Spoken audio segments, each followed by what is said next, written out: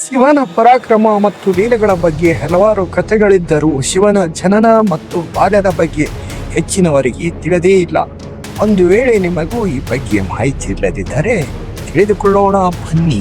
ಶಿವನ ಹೆಸರು ಕೇಳುತ್ತಿದ್ದಂತೆ ಮನದಲ್ಲಿ ಮೂಡುವ ಚಿತ್ರವೆಂದರೆ ಹಿಮ ಪರ್ವತದ ಮೇಲೆ ಕುಳಿತು ಶಿಖರಲ್ಲಿ ಚಂದ್ರನನ್ನು, ಕೊರಳಲ್ಲಿ ನಾಗನನ್ನು, ರುದ್ರಾಕ್ಷಿ ಮಾಲೆಗಳನ್ನು, ಕೈಯಲ್ಲೊಂದು ತ್ರಿಶೂಲ, ಡಮರುಗ ಮತ್ತು ತೆರೆಯಿಂದ ಚಿಮ್ಮುತ್ತಿರುವ ಗಂಗೆ, ಹೀಗೆ ಅನೇಕ ರೀತಿಯ ಕಲ್ಪನೆಗಳು ಮನದಲ್ಲಿ ಮೂಡುತ್ತದೆ. ಹಿಂದೂ ಧರ್ಮದಲ್ಲಿ ಶಿವನು ದೈವಾಧಿದೇವ ಎಂದು ಲೋಕ ಪ್ರಸಿದ್ಧನಾಗಿರುವವನು. ಬ್ರಹ್ಮ, ವಿಷ್ಣು, ಮಹೇಶ್ವರ ಎಂಬ ತ್ರಿದೇವರಲ್ಲಿ ಮಹೇಶ್ವರನೇ ಹೆಚ್ಚು ಶಕ್ತಿಶಾಲಿ ಎಂದು ನಂಬುವ ಕಾರಣ ಇತರ ದೇವರುಗಳು ಸಂಕಷ್ಟ ಬಂದಾಗ ಶಿವನ ಬಳಿ ಸಹಾಯ ಬೇಡಿ ಧಾವಿಸುವುದು ಹಲವು ಪುರಾಣಗಳಲ್ಲಿ ಕಾಣಬಹುದು.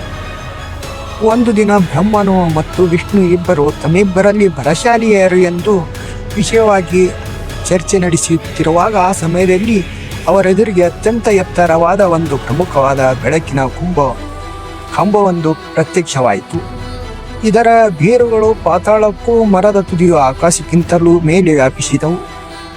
ಈ ಕಂಬದ ಬಗ್ಗೆ ಕುತೂಹಲಗೊಂಡ ಬ್ರಹ್ಮ ಮತ್ತು ವಿಷ್ಣು ಇಬ್ಬರು ಇದರ ಬುಡ ಮತ್ತು ತುದಿಗಳೆಲ್ಲಿವೆ ಎಂದು ತಿಳಿದುಕೊಳ್ಳಲು ಉತ್ಸಾಹಕರಾದರು.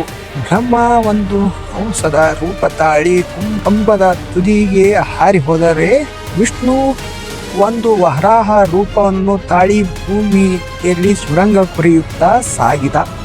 ಆದರೆ ಇಬ್ಬರ ಸಾಮರ್ಥ್ಯಕ್ಕೂ ಮೀರಿ ಆ ಕಂಬ ಬೆಳೆದಿರುವುದರಿಂದ ಇದರ ತುದಿ ಮತ್ತು ಬುಡಗಳನ್ನು ತಲುಪಲಾರದೆ ಸೋತು ಇಬ್ಬರು ಭೂಮಿಯ ಮೇಲೆ ಹಿಂದಿರುಗುತ್ತಾರೆ.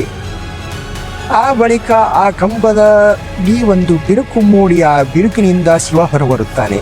ಶಿವನ ಈ ಪರಾಕ್ರಮ ಮತ್ತು ಅಪರಿಮಿತ ಶಕ್ತಿಯನ್ನು ಕಂಡು ಇಬ್ಬರು ತಮಗಿಂತಲೂ ಶಕ್ತಿಶಾಲಿಯಾದ ದೇವರು ಎಂದು ಶಿವನನ್ನು ಮೂರನೆಯನಾಗಿ ಸೇರಿಸಿಕೊಳ್ಳುತ್ತಾರೆ.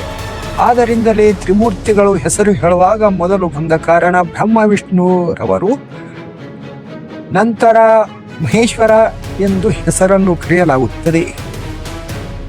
ಇಂತಹದೇ ಸ್ಟೋರಿಗಳಿಗಾಗಿ ತಪ್ಪದೇ ಸಬ್ಸ್ಕ್ರೈಬ್ ಮಾಡಿ.